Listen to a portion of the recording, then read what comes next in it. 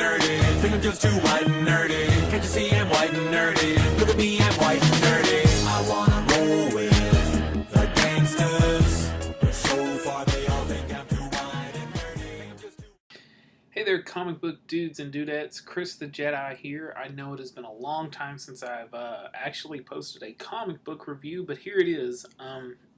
My first review for the year 2012 for the month of the month of January. It'll be January 11th books. I went ahead and skipped the 4th just because I had a busy week that week. So these are the books from January the 11th. I want to thank you guys for kind of being patient. The 3 books, I'm only doing 3 books this week. The 3 books that I am reviewing are all 3 of them. This is their last one for me because of the little bundle of joy that my wife and I are expecting. We decided that it would be the adult responsible thing to do, not to spend as much money as we've been spending on comic books, which is a ridiculous amount. So I cut out a lot of books that just that weren't really essential for me. And these 3 happen to be on the cut list. Only one of them is a book that I kind of wish I wasn't cutting, but I'll pick it up in trade once it comes out.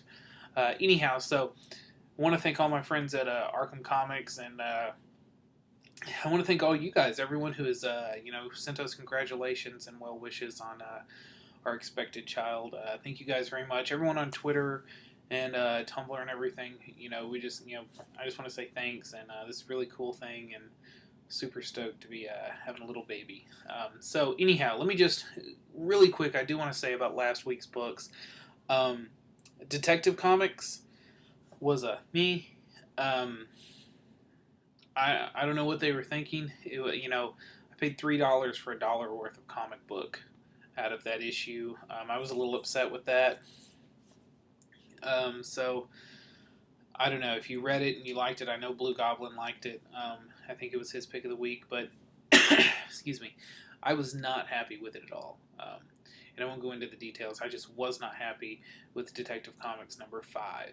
And then the one that I want to mention from last week that is just a super recommendation. If you're not reading this title, get up off your butt and start reading this. And that is Animal Man number 5. And in fact, you probably need to start reading Swamp Thing also, because they're tying in together right now. But Animal Man number 5 was incredible. Just this whole Animal Man series has been great. So, now to this week's books. I'm going to start with my only title from DC this week, which is a little unusual that I only had one. But this is a title I was really looking forward to at the beginning of the DC universe, and it has really been a letdown all 5 issues, and so it got dropped. And this issue is no different. Green Lantern number 5.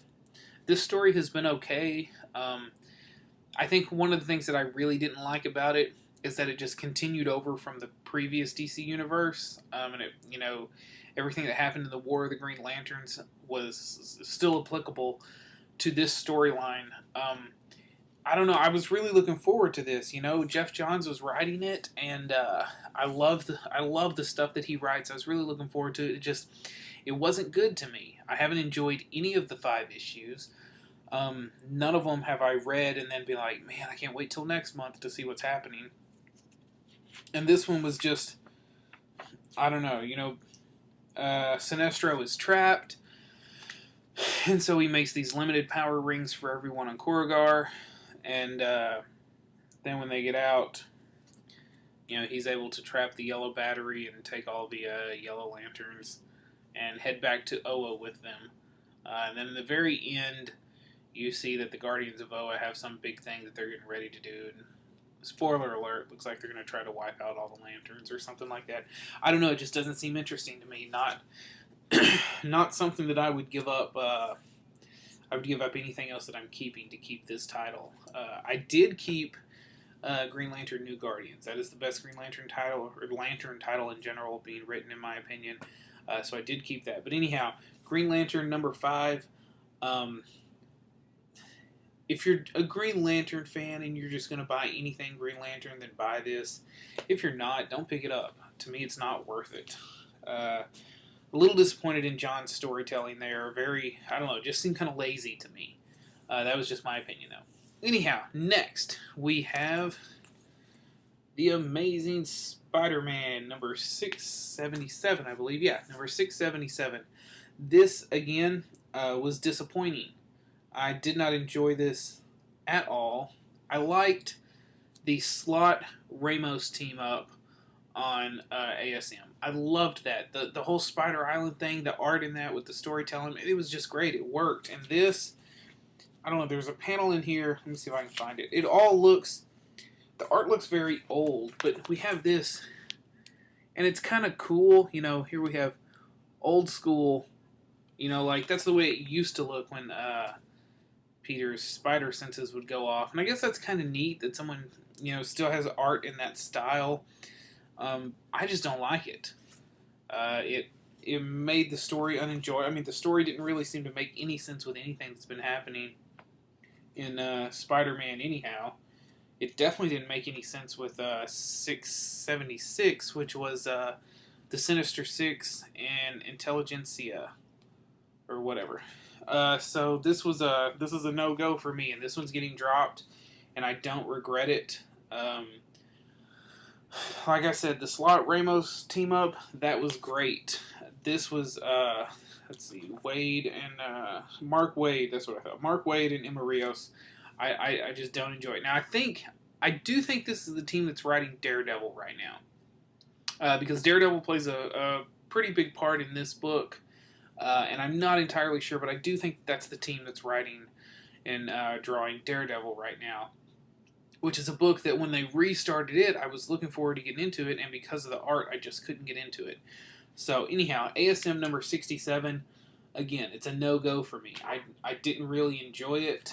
I don't see where it's going to help in this bigger picture, you know, the aftermath of Spider Island. I think when you have an event that big, you need to spend the next 3 or 4 issues dealing with the aftermath of it, and they really haven't. They've had these secondary storylines. Nothing's really come of it. So I don't know. It just didn't do it for me. ASM 677 was not a good one to me. Now, here's my pick of the week. This is the only book I wish I was not getting rid of. I'm definitely going to pick this up and trade. This has been incredible. It's only on number 4. But if you're not picking this up, definitely go out and do it. Incredible Hulk, number 4. Aaron and Portacio.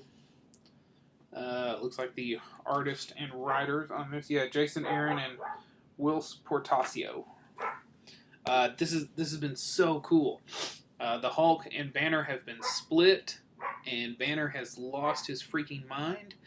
And now the Hulk is going to kill him because he's tired of all the mess that Banner is always putting him through. Banner has all these really cool monster Hulks that he's made, you know, sharks and gorillas and monkeys and snakes and tigers and all kinds of really cool stuff. You see a lot of action, but there's also enough dialogue to really keep you interested in it.